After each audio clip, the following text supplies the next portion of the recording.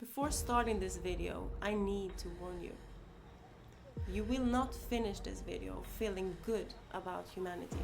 In fact, you might end this video feeling angry, disturbed, maybe even betrayed. But this is a story you need to hear, because it's all true, and it happened in plain sight. Purdue is bankrupt, but the Sacklers are not.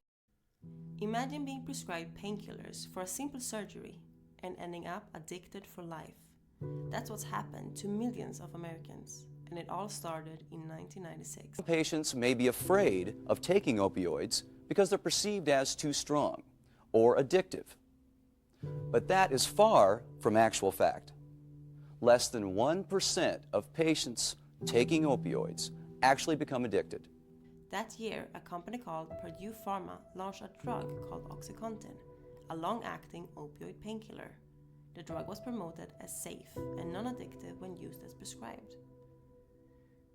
But only about a decade later, the same company pleaded guilty in federal court to a criminal charge of misbranding OxyContin with the intent to defraud and mislead, and agreed to pay over $600 million in fines.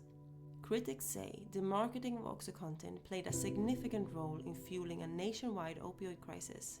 According to the CDC, over 800,000 Americans have died from opioid overdoses since 1999. One of those affected was Dan Shoep.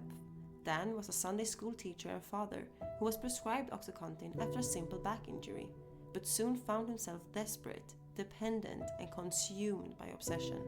As he put it, "This was the most irrational thing that ever happened to me."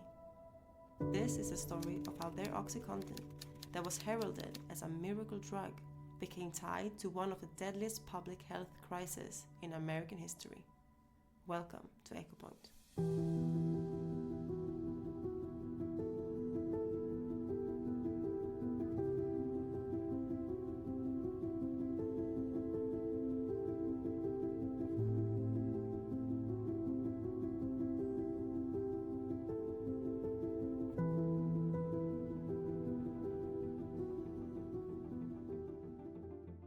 Purdue Pharma was originally founded in 1892 as the Purdue Frederick Company by medical doctors George Frederick Bingham and John Purdue Gray.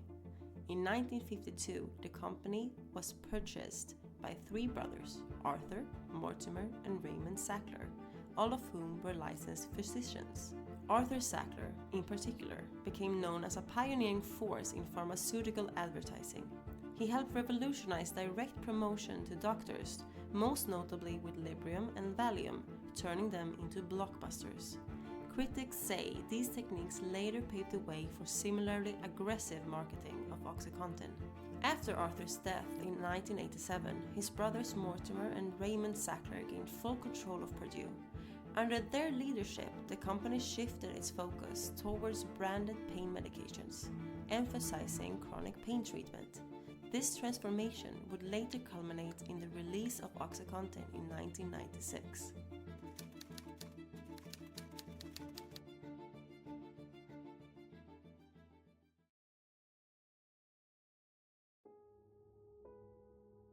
OxyContin was introduced as a controlled release formulation of oxycodone. This design was intended to allow for every 12-hour dosing, compared to shorter-acting opioids taken every 4 to 6 hours. Purdue Pharma asserted that this time-release design made OxyContin less likely to cause abuse and addiction than shorter-acting painkillers, a claim that did have FDA approval at the time. In its promotions, Purdue even repeated lines like less than 1% addiction risk, referencing a brief letter in the New England Journal of Medicine. Sales representatives were lavishly incentivized. By the early 2000s, bonuses often exceeded the base salary, around $71,500 in bonuses on top of a $55,000 salary in 2001. Remember, this is a lot of money today. It was even more almost 25 years ago.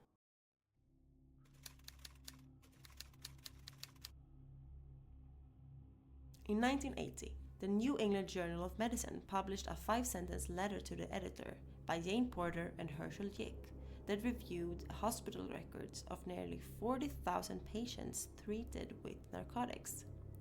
It reported only 4 cases of documented addiction and just 1 case labeled as major among hospitalized patients with no prior history of addiction. The content of the letter stated, despite widespread use of narcotic drugs in hospitals, the development of addiction is rare in medical patients with no history of addiction. The problem? It wasn't a study. It was merely a brief letter, and that letter was weaponized to build a billion-dollar lie. Purdue cited it in promotional material of OxyContin, repeating inflated claims like less than 1% addiction risk, despite no evidence from long-term or outpatient use. Researchers later found that the letter had been cited 608 times. 72% of those cited it to suggest addiction was rare, and 80% neglected to mention the original context was limited to hospitalized patients only. This misrepresentation quietly helped reshape prescribing culture.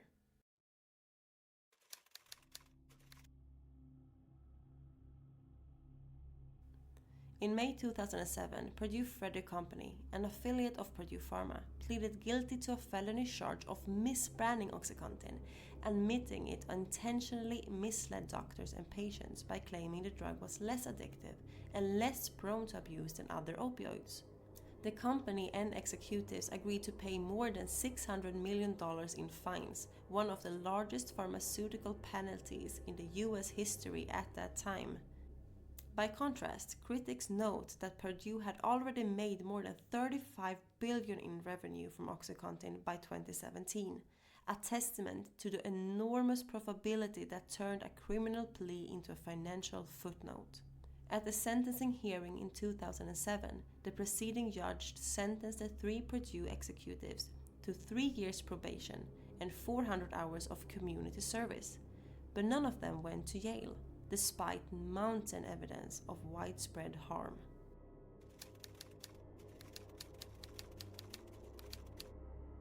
Speak to what it is. They are opioid profiteers who have caused mass death, and they sit pretty in this court, and it's not right. They are getting immunity. Egregious case of misjustice. As Purdue filed for bankruptcy in 2019, it faced lawsuits from nearly every U.S. state. The Sackler family, owners of the company, reportedly moved over $10 billion offshore, safeguarding their wealth as legal scrutiny intensified. In September 2021, Purdue and the Sacklers agreed to a $4.5 billion bankruptcy settlement. The deal dissolved Purdue and transferred control to a public benefit trust, but included no admission of wrongdoing, and be granted full immunity from any lawsuits in which it was named. Under the deal, the Sackler family secured immunity from future civil lawsuits, while retaining significant personal wealth and escaping criminal accountability.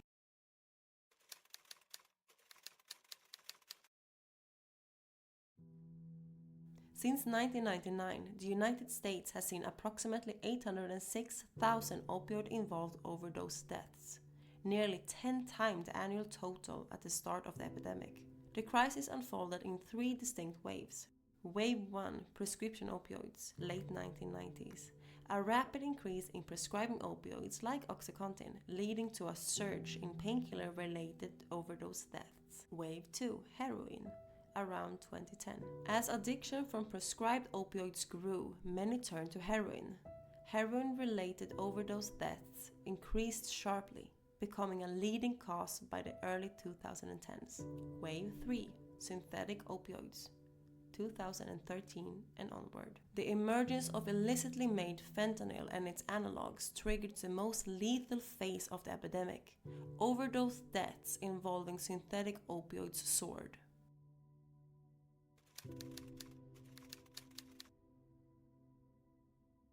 In 2014, the city of Chicago filed one of the earliest and most high-profile lawsuits, accusing Purdue Pharma and others of deceptive marketing, promoting opioids like OxyContin and Percocet for everyday aches and pains, even though they knew these drugs were highly addictive. Johnson & Johnson also faced scrutiny, not through that lawsuit, but as one of several pharmaceutical companies targeted in broader opioid-related litigations.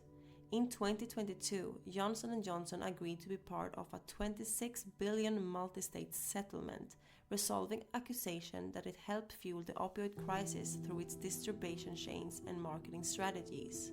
These developments underscore that Purdue wasn't the only participant in fueling the epidemic.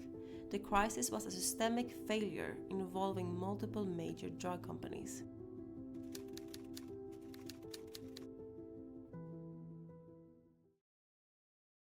From a 5-sentence letter in a medical journal to billion-dollar marketing campaigns to lawsuits spanning nearly every US state, the story of OxyContin is not just about a drug.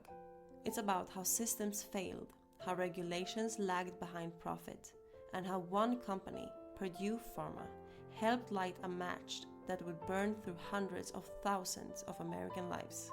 Despite a federal guilty plea, despite a $4.5 billion bankruptcy settlement, and despite widespread public outrage, no one went to jail. The Sacklers kept much of their wealth. Purdue was dissolved and restructured, but the opioid crisis? It's still claiming lives. But Purdue wasn't alone. In Chicago, lawsuits revealed deeper patterns. In courtrooms across the country, other companies were also forced to confront their roles, from manufacturing raw opioid ingredients to marketing them aggressively. If you found this video informative, please subscribe.